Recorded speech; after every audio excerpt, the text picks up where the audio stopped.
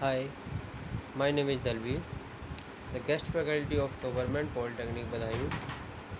I teach CI chemical reaction engineering में MCQ multiple choice question MCQ जैसा कि online exam pattern के base पर मैंने क्वेश्चंस को बनाया है और ये questions exam point of view से बहुत ही मोस्ट इम्पोर्टेंट है। राइट, ये जितने भी क्वेश्चन मैंने बनाए हैं, जो टॉपिक मैंने पढ़ा दिए हैं, उन्हीं से क्वेश्चन ये बनाए हुए हैं। ठीक है, नाउ मैं बात करता हूँ फर्स्ट क्वेश्चन की। और एक और सूचना है जो आपके एग्ज़ाम से रिलेटिव है। जो आप लोगों के एग्ज़ाम होंगे वो घर पर भी हो सकते हैं और साइबर कैफ़े पर भी हो सकते हैं, और आप चाहें तो मे भी कॉलेज में भी हो सकते हैं। और आपकी जितनी भी सब्जेक्ट्स हैं उनका सभी का सिलेबस कंप्लीट हो जाएगा आई थिंक जुलाई के फर्स्ट वीक तक।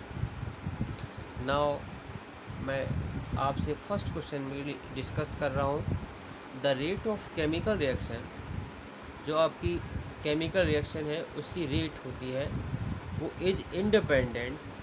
इंडिपेंडेंट होती है of concentration of the reactants for slash reaction. वो किस टाइप की रिएक्शन कहलाती है? अगर आपकी जो रिएक्शन है वो कंसंट्रेशन पर डिपेंड ना करे, rate of chemical reaction concentration पर डिपेंड ना करे, तो देखिए जो आपकी रिएक्शंस होती हैं बेस्ड ऑन ऑर्डर ऑफ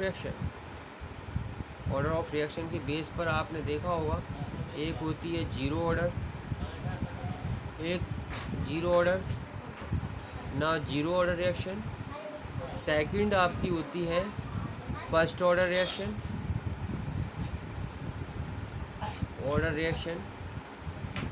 और थर्ड होती है आपकी सेकंड ऑर्डर रिएक्शन, और आपकी चौथी होती है थर्ड ऑर्डर रिएक्शन। इस प्रकार से आपकी ये reaction based on order of reaction के बेस पर zero order, first order, second order reaction, third order reaction, और मैं इन सभी के जो डेरिवेशंस हैं वो भी बता दूंगा। आई थिंक अब मैं फर्स्ट जीरो ऑर्डर रिएक्शन की बात कर लेता हूँ। इस क्वेश्चन के लिए मैं बात कर रहा हूँ। जो जीरो ऑर्डर रिएक्शन होती है, अगर इसकी रेट ऑफ रिएक्शन लिखूँगा तो KCA⁴n रेट ऑफ रिएक्शन इस तरह से लिखता हूँ। किसी भी रिएक्शन A to Z, चाहे फर्स्ट ऑर्डर चाहिए, सेकंड ऑर्डर चाहिए, थर्ड ऑर्डर चाहिए, उसके लिए रेट ऑफ रिएक्शन होगी वो इसी प्रकार लिखी जाएगी। यहाँ पर n की वैल्यू 0 होगी तो क्या हो जाएगा, ये जीरो ऑर्डर रिएक्शन हो जाएगी। n की वैल्यू 1 हो जाएगी तो ये फर्स्ट ऑर्डर रिएक्शन हो जाएगी। n की वैल्यू सेकंड हो जाएगी तो उसकी वैल्यू वो सेकंड ऑर्डर रिएक्शन हो जाएगी। अगर n की वैल्यू थर्ड होगी तो वो थर्ड ऑर्डर रिएक्शन हो जाएगी। राइट, इस प्रकार से इसका डिवीजन होता है। अगर मैं इस जो रेट ऑफ रिएक्शन है वो अगर मैं n की वैल्यू 0 रख देता हूँ तो ये KCA⁴0 हो जाएगी। अब जब किसी की पावर 0 होती है तो उसकी वैल्यू का मान या उसका मान 1 होता है, तो -RA=K। तो आपकी जो रेट ऑफ रिएक्शन है वो किस पर डिपेंड कर रही है? रेट कांस्टेंट पर डिपेंड कर रही है। तो इस प्रकार से आप इसमें यही तो पूछ रहे हैं फर्स्ट क्वेश्चन में, the rate of chemical reaction is independent of concentration, जो कंसंट्रेशन पे इंडिपेंडेंट हो, स्वतंत्र होती है, ऑफ रिएक्टेंट के, जो भी रिएक्टेंट ले रहे हैं रिएक्शन में, फॉर किस टाइप की रिएक्शन होती है, तो इस पर आप टिक करेंगे, वो आपकी जीरो ऑर्डर रिएक्शन होती है। क्योंकि अगर मैं फर्स्ट ऑर्डर थर्ड ऑर्डर पे लगाऊंगा तो -RA the rate constant KCA⁴1 first order के लिए, अगर CA⁴2 कर दूंगा तो वो सेकंड ऑर्डर के लिए, KCA⁴3 कर दूंगा तो थर्ड ऑर्डर रिएक्शन के लिए हो जाएगा। तो इस प्रकार से आपको समझ में आ गया होगा, अगर first order, second order, third order में जो रेट ऑफ रिएक्शन है वो कंसंट्रेशन पर डिपेंड करती है, लेकिन जीरो ऑर्डर रिएक्शन में कंसंट्रेशन पर डिपेंड नहीं करती है। Thank you. अब हम नेक्स्ट क्वेश्चन की बात कर लेते हैं। तो इसमें ऑप्शन कौन सा होगा, जीरो ऑर्डर रिएक्शन पर टिक कर देंगे। ठीक है, इस प्रकार से हम दूसरे क्वेश्चन पे बात करते हैं। ये चीज़ें मैंने प्रीवियस वीडियो में मैंने बताई है। जो दूसरे क्वेश्चन में बताने जा रहा हूँ, अगर किसी भी if n is the order of reaction, जिससे मैंने रेट कांस्टेंट का फॉर्मूला भी लिखाया, minus R A is equal to K C ए की पावर n। यहाँ पर n क्या है, ऑर्डर ऑफ रिएक्शन। n क्या है, ऑर्डर ऑफ रिएक्शन, अभी बताया था। अब इसमें बात कर लेते हैं, ये ऑर्डर ऑफ रिएक्शन है। तो अब इसमें बताइए unit of rate constant, rate constant की यूनिट कैसे निकालेंगे। अगर हमें ऑर्डर ऑफ रिएक्शन बोल दिया, जैसे जीरो ऑर्डर ऑफ जीरो यानी कि जीरो ऑर्डर ऑफ रिएक्शन है, उसके लिए रेट कांस्टेंट की वैल्यू निकाल के बताइए, उसकी यूनिट क्या होगी। तो उसके लिए फॉर्मूला होता है, किस टाइप से बनाया हुआ है, हमेशा उसमें टाइम डिपेंडेंट रहता है, टाइम की पावर -1 और कंसंट्रेशन की पावर 1 - n होता है। ये अगर कंसंट्रेशन को आप मोल पर लीटर में करते हैं ना, कंसंट्रेशन को मोल पर लीटर में मापते हैं, टाइम का सेकंड होता है, तो उसके बेस पे हम मेज़र कर लेंगे कि उसकी किस प्रकार से उसका मतलब ऑर्डर है, ऑर्डर ऑफ रिएक्शन की वैल्यू दे रखी है, तो उसकी यूनिट रेट कांस्टेंट की निकालना चाहें तो निकाल सकते हैं। जैसे जीरो ऑर्डर ऑफ रिएक्शन मैंने ले ली, कभी कभी पूछ सकता है जीरो ऑर्डर ऑफ रिएक्शन में रेट कांस्टेंट की यूनिट क्या होगी,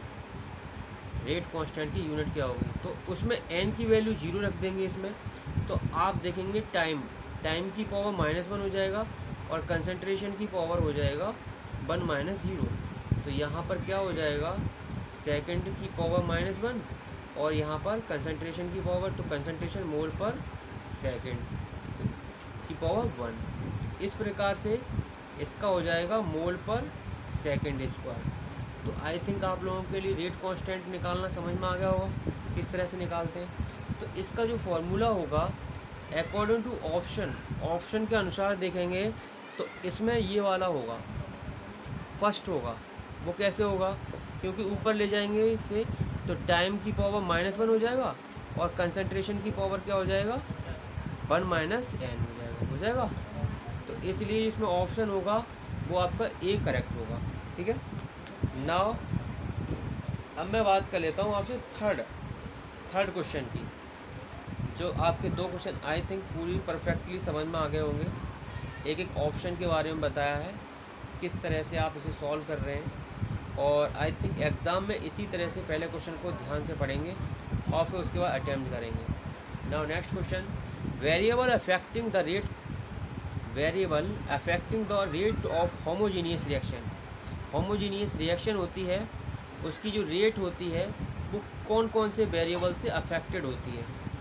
तो मैंने जब होमोजीनियस रिएक्शन आप लोगों को पढ़ाई थी तो उसके अफेक्ट वेरिएबल्स भी बताए थे, कौन कौन से अफेक्ट वेरिएबल्स होते हैं, कौन कौन से फैक्टर होते हैं जिन्हें बोल सकते हैं जो होमोजीनियस रिएक्शन को अफेक्ट करते हैं। होमोजीनियस रिएक्शन क्या होती है, homogeneous reaction are those reactions in which जिसमें reactant product and used catalyst are same phase. इसमें रिएक्टेंट और प्रोडक्ट और यूज्ड कैटालिस्ट है वो सेम फेज में होते हैं।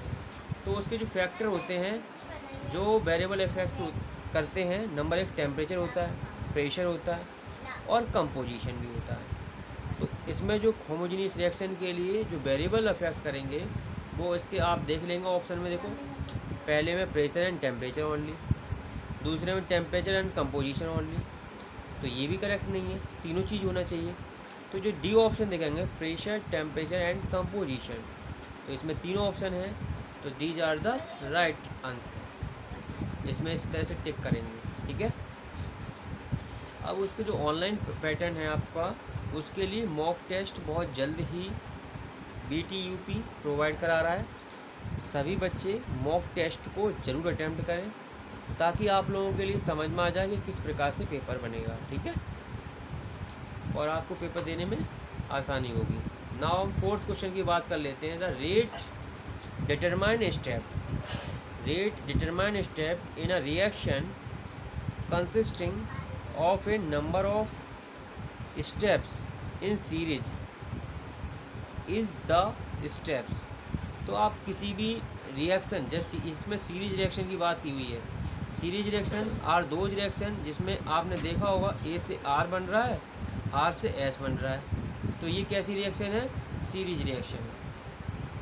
तो इसमें जब आप रेट निकालेंगे, ए से आर बना, हो सकता है ये फास्ट हो, अब आर से एस बन रहा है, ये स्लोएस्ट हो, ठीक है। तो हम रेट जो डिटरमाइन करेंगे वो कौन से स्टेप में करेंगे, स्लो स्टेप में करेंगे, चाहे फास्ट स्टेप में करेंगे, चाहे इंटरमीडिएट स्टेप में करेंगे, या किस स्टेप में करेंगे, तो वो आप रेट कांस्टेंट डिटरमाइन करेंगे स्लोएस्ट स्टेप में। किसमें start rate constant rate determine करेंगे? स्लोएस्ट स्टेप में, ठीक है। आई थिंक आप लोगों के लिए समझ में आ गया होगा। नाउ अब हम बात कर लेते हैं 5th क्वेश्चन की। The kinetics, chemical kinetics can predicts. जो केमिकल काइनेटिक्स है वो प्रेडिक्ट करती है, किस चीज़ को निकालना बताती है? The rate the slash of the chemical reaction. Chemical reaction की किस चीज़ को निकालना बताती है? क्या? Chemical kinetics. तो केमिकल काइनेटिक्स मैंने जब स्टार्ट किया था CRE, तो मैंने वहाँ पर बताया था what is the chemical kinetics, और केमिकल काइनेटिक्स से क्या होता है, सब कुछ बताया था। तो जो केमिकल काइनेटिक्स है वो आपकी रेट को बताती है। किसको बताती है? रेट को, रेट ऑफ केमिकल रिएक्शन। और जो सेकंड ऑप्शन है फीजिबिलिटी, तो ये क्या काम करता है? ये आपका थर्मोडायनेमिक्स बताती है। इसको कौन बताता है? थर्मोडायनेमिक्स। और जो केमिकल काइनेटिक्स है वो रेट को बताती है। तो इसमें ऑप्शन कौन सा राइट होगा? एक ऑप्शन राइट होगा, रेट ऑफ केमिकल रिएक्शन को बताती है केमिकल काइनेटिक्स। दूसरी चीज़ जो केमिकल काइनेटिक्स है वो रेट मैकेनिज्म को बताती है। बता देता हूँ, कभी कभी ऑप्शन में और चीज़ भी लिखी आ सकती है। स्पीड ऑफ केमिकल रिएक्शन को भी बताती है क्या? केमिकल काइनेटिक्स, ठीक है। रेट एक्सप्रेशन को भी बताती है, रेट मैकेनिज्म को भी बताती है, और आपकी टाइप ऑफ रेट एक्सप्रेशन भी बताती है। कैसे? टाइप ऑफ रेट एक्सप्रेशन को भी बताती है, राइट। इस प्रकार से केमिकल काइनेटिक्स है वो प्रेडिक्ट कर रही है किस चीज़ को? रेट को बता रही है, स्पीड ऑफ केमिकल रिएक्शन बता रही है, टाइप ऑफ रेट एक्सप्रेशन बता रही है, ठीक है। नाउ 6th क्वेश्चन की बात करता हूँ।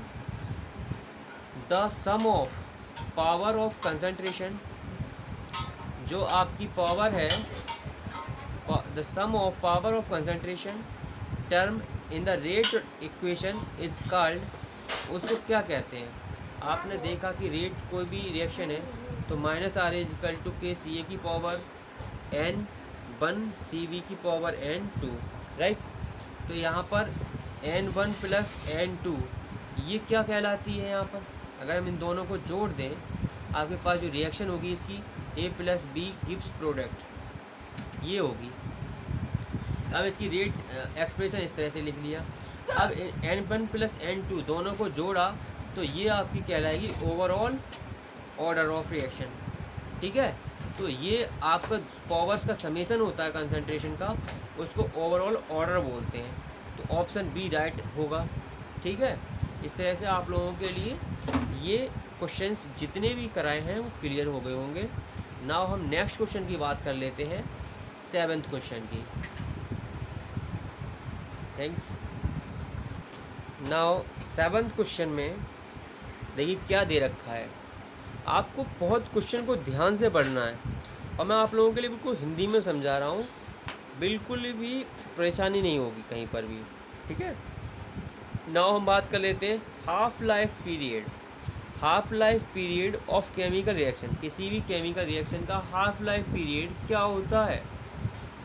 तो आप लोगों के लिए मैंने हाफ लाइफ पीरियड क्या होता है, कोई रिएक्शन है वो प्रोडक्ट दे रही है, तो आपका जो ए है वो क्या है? रिएक्टेंट है। अब जब ये रिएक्टेंट है, इसकी कुछ कंसंट्रेशन होगी, और जितने टाइम में इसकी जो कंसंट्रेशन थी वो अपनी इनिशियल वैल्यू का हाफ रह जाती है, उसे है हाफ लाइफ पीरियड कहते हैं। तो ऑप्शन में देख लीजिए, time required to reduce the concentration of reducing reacting substance to half its initial value.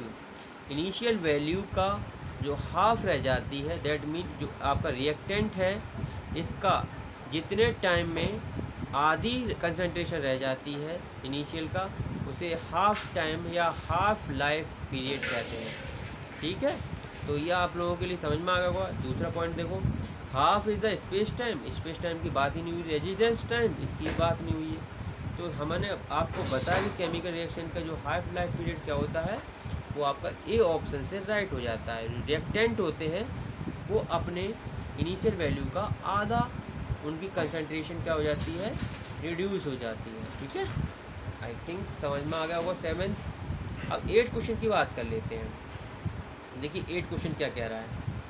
8 question कह रहा है, अगर आपके पास कोई केमिकल रिएक्शन है, द रिएक्शन इन विच, जिसमें the rate equation correspond to stoichiometry equation, stoichiometry equation पर करस्पॉन्ड्स करती है, निर्भर करती है, तो इज कॉल्ड द रिएक्शन। किस टाइप की रिएक्शन कहलाती है वो, जिसमें रेट इक्वेशन है, अगर हम किसी चीज़ की निकालना चाहें वो स्टैच्यूमेट्री पर डिपेंड करती है। जैसे मैंने अभी कहा आपके लिए 2a से मैंने r बनाया, 2a से मैंने क्या बनाया, r बनाया, तो आपके लिए मैं इसकी रेट एक्सप्रेशन निकालूंगा के सी ए की पावर इस पर लिख सकता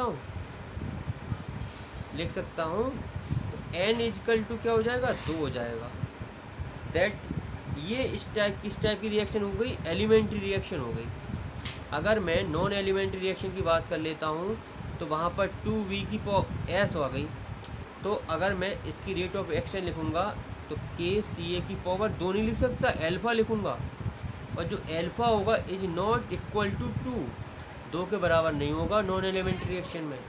लेकिन इसमें इसने यही कह दिया जो स्टैच्यूमेट्री इक्वेशन पर डिपेंड करती है। स्टैच्यूमेट्री मतलब जो आगे 2 लगे हैं इन पर डिपेंड करती है, तो ऐसी रिएक्शन कहलाती है एलिमेंट्री रिएक्शन।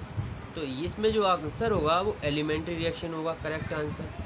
ठीक है, अब हम बात करते हैं, समझ में आ गया होगा अच्छे से कि एलिमेंट्री रिएक्शन क्या होती है, नॉन एलिमेंट्री रिएक्शन क्या होती हैं। इस पर मैंने पूरा एक वीडियो बनाया है, पैरेलल रिएक्शन क्या होती हैं इस पर, मतलब इस पर एक वीडियो बनाया है, पूरा समझ में आ जाएगा। आप CRE के प्रीवियस जितने भी मैंने लेक्चर बनाए हैं उनको आप देखिए, एक एक क्वेश्चन समझ में आएगा किस तरह से मैंने बताया है। अब हम बात कर लेते हैं 9th क्वेश्चन की। देखिए, the energy of activation of a chemical reaction. Chemical reaction का एक्टिवेशन एनर्जी है वो क्या होती है। किसी कोई भी केमिकल रिएक्शन हो रही है तो उसमें एक्टिवेशन एनर्जी को कैसे डिफाइन करोगे, तो is the same of heat of reaction at constant pressure. क्या ये कांस्टेंट प्रेशर पर हीट ऑफ रिएक्शन है, बिल्कुल गलत। दूसरी बात, is the minimum energy which the molecules must have to before the reaction can take place. Activation energy की definition मैंने एक्टिवेशन एनर्जी आप लोगों के लिए पढ़ाई है, तो वहाँ पर ये पढ़ा है कि activation energy are those energy या मिनिमम एनर्जी जिसमें रिएक्शन होने के लिए मॉलिक्यूल्स के पास पहले से एनर्जी होती है, उसको एक्टिवेशन एनर्जी बोलते हैं। तो ये मिनिमम एनर्जी है किसकी, रिएक्टेंट की, जो मॉलिक्यूल्स हैं उनकी है। तो इसमें ऑप्शन होगा आपका बी, क्योंकि ये मिनिमम एनर्जी है और इसमें यही कहना चाह रहा है ऑप्शन में। ठीक है, नेक्स्ट क्वेश्चन की बात कर लेते हैं।